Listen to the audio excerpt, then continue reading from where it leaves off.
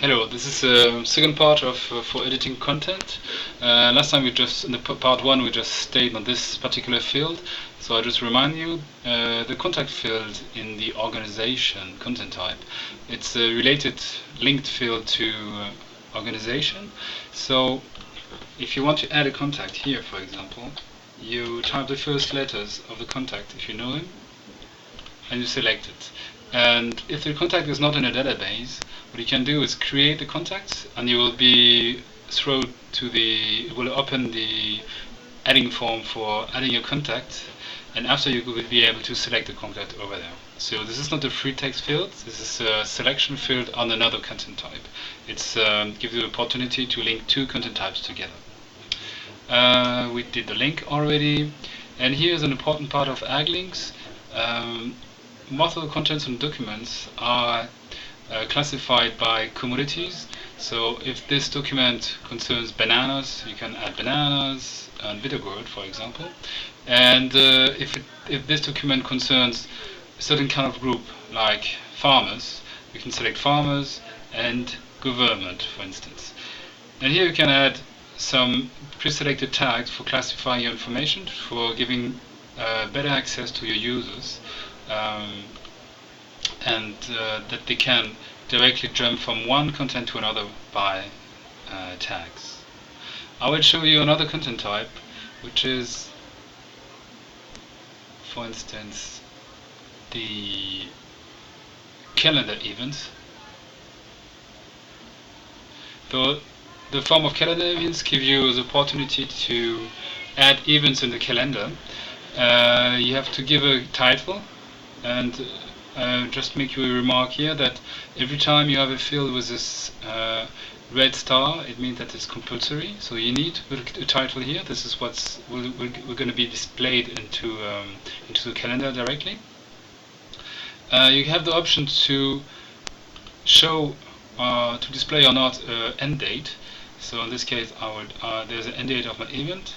You select the date. You just click into the field, and you can select directly into a calendar plugin. And for the time, you just type the time into a UPN format. Same for the end date. And here you have to precise if the event is on invitation only. It means if it's a private one, by default it's a public one. You have to describe what kind of event it is. If it's a one-is comparing, conference, consultation, and so on. Here again, you have a similar type of field that you had in organization itself.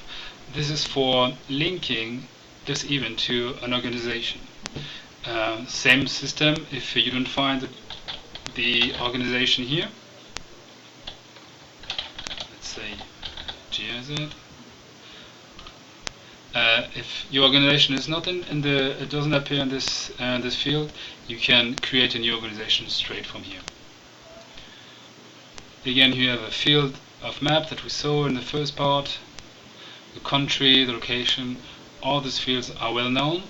There's another particular field which is here. It's file. It's very similar to image. So if you want to add a file like a subscribing form or anything else, you click choose file here, and you can add any file, relevant file that you need to. And here it must be a document, so it has to be something like a PDF or a document.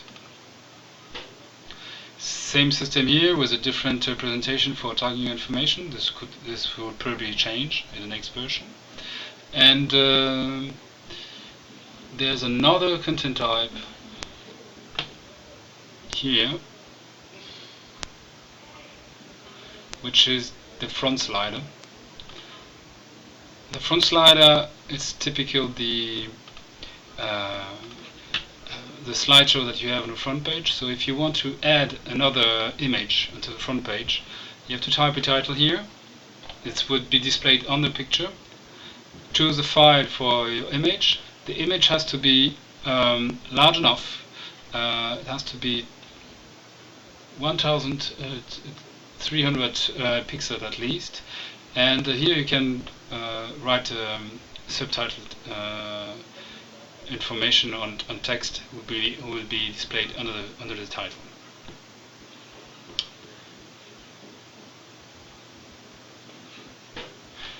Another important content type is media links. This content type you can define links, blogs, or video links.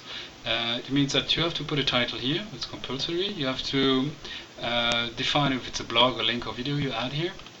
And here you can add the link if it's a link, and you can add directly the media here. So we're going to focus a little bit on this field. So if you want to add a YouTube link here, I just select media, and here you have different upload systems. If you want to upload the video directly from your desktop to the website, you choose a file here, and you upload the file like an image. The limit is 16 megabytes, but I strongly recommend you to compress as much as possible your videos and make them small as possible, that you can see it, but this is not too heavy. And here we have a second tab where you can search directly for YouTube videos and apply them. And here is the most used one, I think. It's when you go to YouTube. We're going to open YouTube here.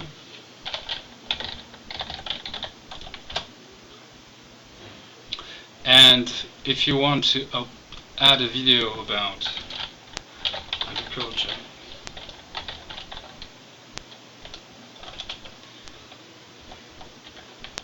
like this one, for example, I want to add this video to my website. Then you open the video, you can stop it and go into the share of the YouTube video. It will give you a link, this one. You copy this link, you go back to your selection file here, and you simply pass this link in here, and you submit your video. The system will directly link this YouTube video and give you a pre-selection image here, and you can add another videos if you want to here. It will embed directly the video into your page, and the user don't have to quit the site. It will be displayed every time here directly. If you need to put a description, you put it here on the same fields on the rest for describing information here. Now I'm going to quickly just remind you shortly how you can, the different manners to edit content when you are on a website as administrator. In front page or any page, most of the time you have this little icon beside. We give you the opportunity to configure blog or to edit directly this block particularly. But if you go into one particular content, from there you have always this possibility to go. You have also the possibility to click on content in itself, which gives you the complete list of content available, and you can filter it on type of content you want to see always. So for example here I see only the front slider type. I can reset this filter, and then I have access to all the content. Or simply I encourage you to simply use the search engine from the website. So if you look for, if you know the title of your content and you want to edit it, type the keyword. Here you have a presentation of all the contents with this. So for example, I want to go into this one, and I edit.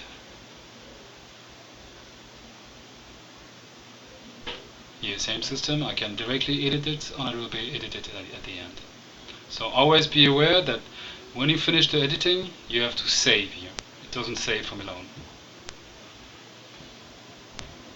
Thank you very much, and this is it for editing from now.